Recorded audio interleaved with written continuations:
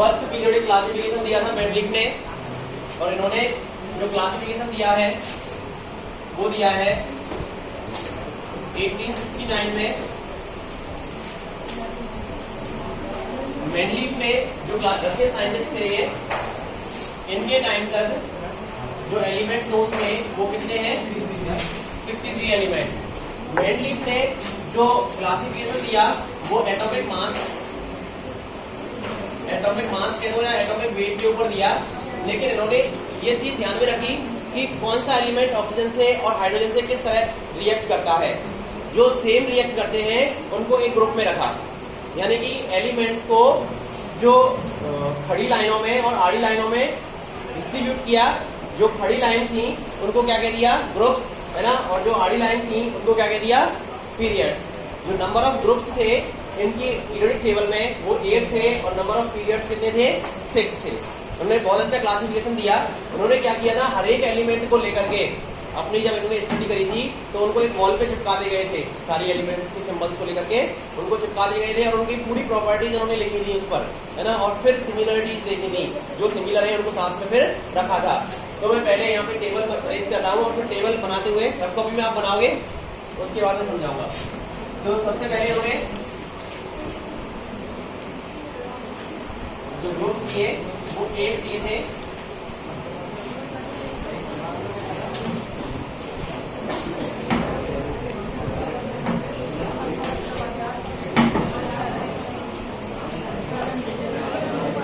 ये first group है, Roman letters में दिया था इनको। जो ग्रुप के नेम है, नंबर जो है वो किसमें दिए थे? रोमन लेटर्स में दिए थे। थर्ड, फोर्थ, फिफ्थ, 6, 7, ये 8। यहाँ सिंपल ऑक्साइड के फॉर्मूले रखे, जैसे ऑक्साइड से कोई रिएक्ट करता है तो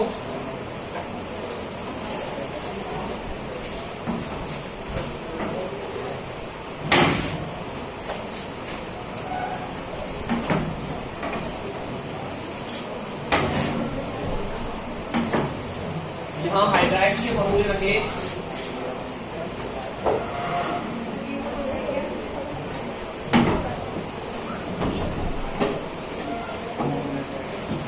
हाइड्राइड्स के फॉर्मूले रखे। चलो पीरियड्स में ये फर्स्ट पीरियड,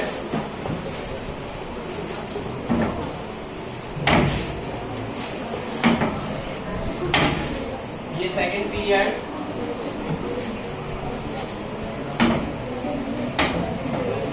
ये थर्ड पीरियड, ये फोर्थ पीरियड। फोर्थ को दो सीरीज में डिवाइड किया, series A and series B. ये फिफ्थ पीरियड, फिफ्थ को भी दो सीरीज में डिवाइड किया, सीरीज ए और सीरीज बी।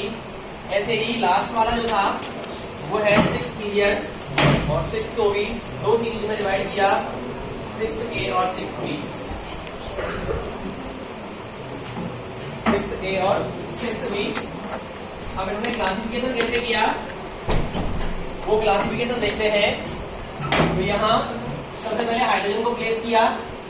नोबल गैसेज उस टाइम तक डिस्कवर थी नहीं, इनर्ट गैसेज उस टाइम तक डिस्कवर थी नहीं, तो हीलियम थी नहीं। तो हाइड्रोजन के बाद में फिर lithium, beryllium, boron, carbon, nitrogen, oxygen, fluorine, neon discover था नहीं, sodium, magnesium, aluminium, silicon, phosphorus, sulphur, chlorine, bromine discover था नहीं, पोटेशियम, कैल्शियम। इन्होंने स्कैंडियम उस टाइम तक डिस्कवर था नहीं, लेकिन उसके लिए ब्लैंक स्पेस छोड़ दिया। उसके लिए क्या छोड़ दिया? ब्लैंक स्पेस छोड़ दिया। सम एलिमेंट्स के लिए उसने ऐसा 3 एलिमेंट्स के लिए किया, और उनके नेम भी पहले ही दे दिए। उसको ये पूर्वानुमान हो गया था, पहले ही आइडिया लग गया था कि यहाँ पे कोई एलिमेंट डिस्कवर होगा और उसकी प्रॉपर्टीज कैसी होंगी? बोरॉन के जैसी होंगी। कैसी होंगी? बोरॉन के जैसी होंगी। तो इन्होंने इसका नाम इस बोरॉन के नाम के ऊपर दे दिया और इसका नाम दे दिया इन्होंने एका बोरॉन। एका बोरॉन, एका का मतलब एक ऊपर है ना, बोरॉन के जैसा, ठीक है ना। तो और ये बाद में जब पता चला ये कौन निकला? स्कैंडियम, ठीक है ना। और स्कैंडियम की प्रॉपर्टी किससे मिलती है? तो इन्होंने इसका पूर्वानुमान लगाया, ये स्कैंडियम था। अगला टाइटेनियम,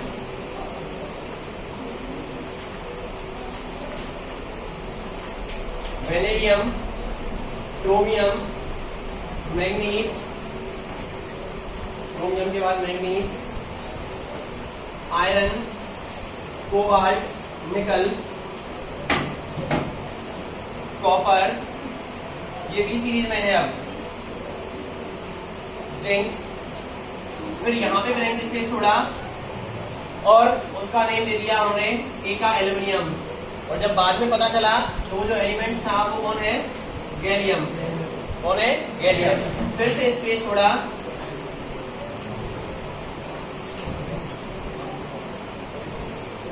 फिर से स्पेस छोड़ा और उसके लिए नेम दे दिया क्या? एका सिलिकॉन। और जब बाद में पता चला तो वो एलिमेंट कौन सा निकला? Germanium. Arsenic, selenium, bromine, krypton discover था नहीं, क्रिप्टॉन डिस्कवर था नहीं,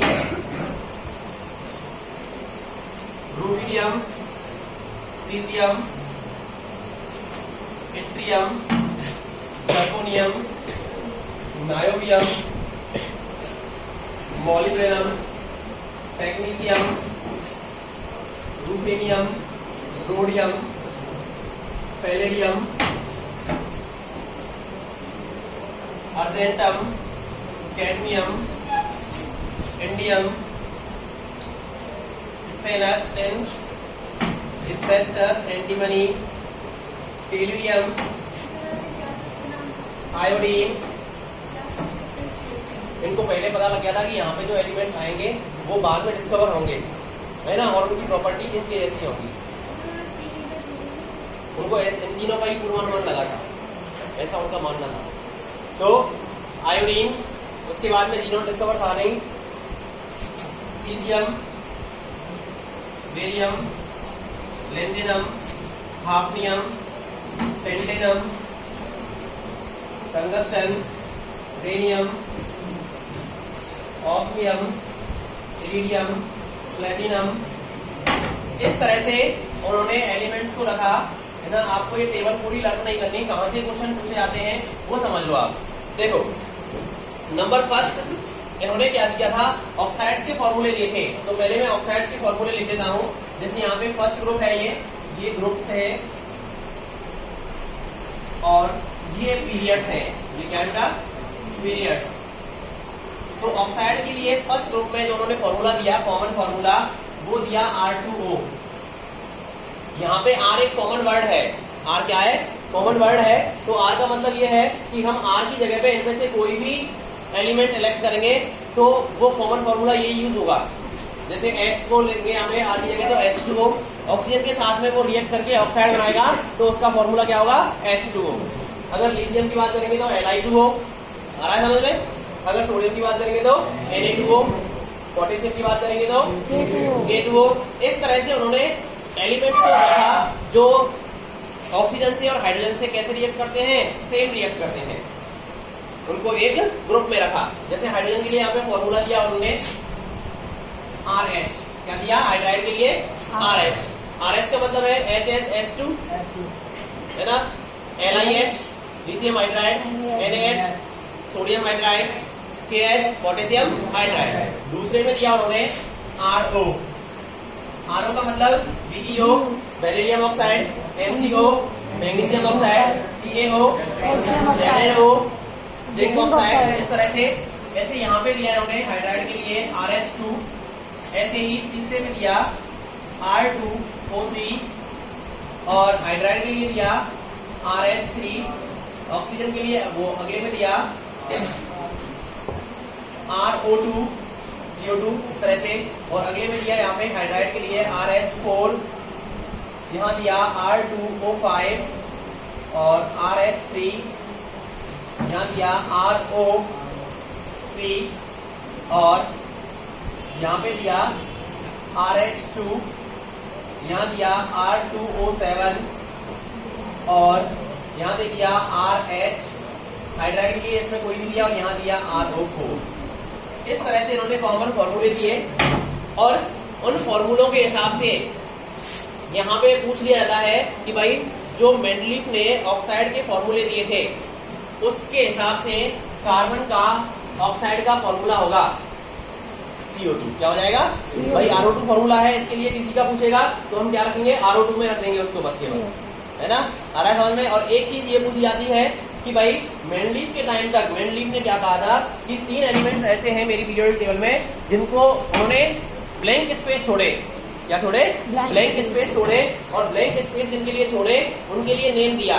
एक के लिए तो दिया नेम, एक का बोरॉन, एक के लिए दिया एक का एल्युमिनियम और एक के लिए दिया एक का सिलिकॉन। तो वो ये पूछता है कि भाई अब कौन सा एलिमेंट है आज के समय में जिसके लिए मेंडलीफ ने एक का बोरॉन नेम दिया?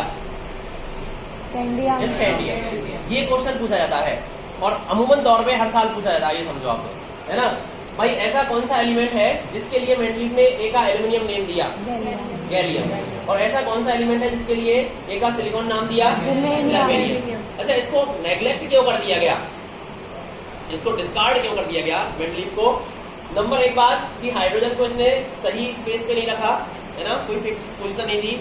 दूसरा, इन्होंने ये कहा था कि भाई मेरी जो ये पीरियोडिक टेबल है, मेंडलीफ की पीरियोडिक टेबल, इसमें एटॉमिक वेट जो है वो इंक्रीजिंग ऑर्डर में है। हाइड्रोजन से ज्यादा लिथियम का है, लिथियम से ज्यादा बेरिलियम का है, बेरिलियम से ज्यादा बोरॉन का है। ये बात उसकी सही थी, लेकिन कहीं कहीं उसने अपने रूल को ओबे नहीं किया। कहाँ नहीं किया? यहाँ कोबाल्ट जो है, कोबाल्ट का एटॉमिक वेट जो है होता है, एटॉमिक मास 58.9 होता है और यहाँ पे होता है इसका 58.7। तो बताओ क्या ये इंक्रीजिंग ऑर्डर है? नहीं है ना। तो एक तो यहाँ इसने फॉलो नहीं किया, जैसे यहाँ टेलुरियम पे और आयोडीन पे भी उसने फॉलो नहीं किया। जैसे इसका तो होता है 127.6 और इसका होता है 126.9। तो देखो ये इंक्रीजिंग ऑर्डर है कि डिक्रीजिंग ऑर्डर है। तो उसने कहा था कि भाई एटॉमिक वेट के इंक्रीजिंग ऑर्डर में प्लेस किया है, लेकिन कहीं कहीं इसने अपने रूल को फॉलो नहीं किया। 2 कमियां हो गई। तीसरी कमी क्या थी? तीसरी कमी ये थी भाई फ्लोरीन और क्लोरीन क्या है? नॉन मेटल गैसेस हैं। और मैग्नीशियम, ये फ्लोरीन क्लोरीन ब्रोमीन गैसेस हैं, आयोडीन। तो मैग्नीशियम क्या है? उसमें मैग्नीशियम है, टेक्नीशियम है, रेनियम है, ये क्या है? मेटल है। तो इन्होंने इनको क्या रख दिया? सेम ग्रुप में रख दिया, सेम ग्रुप में प्लेस कर दिया। एक चीज और, आइसोटोप्स। क्या बेटा? आइसोटोप्स जानते हो क्या होता है? बताओ। इनका एटॉमिक नंबर सेम होता है लेकिन मास डिफरेंट होता है। उसके लिए इसने कोई भी जगह नहीं दी। और दूसरा, यहाँ आप देख रहे हो नोबल गैसेस को प्लेस नहीं किया गया, लेकिन ये इसकी खूबी में भी आ जाता है कि नोबल गैस को जब इसने प्लेस किया तो अलग से एक ग्रुप बना दिया पीछे, क्योंकि उसके टाइम तक वो डिस्कवर नहीं थी। तो ये इसकी लिमिटेशंस आ जाती हैं। तो अब लिखो इसको।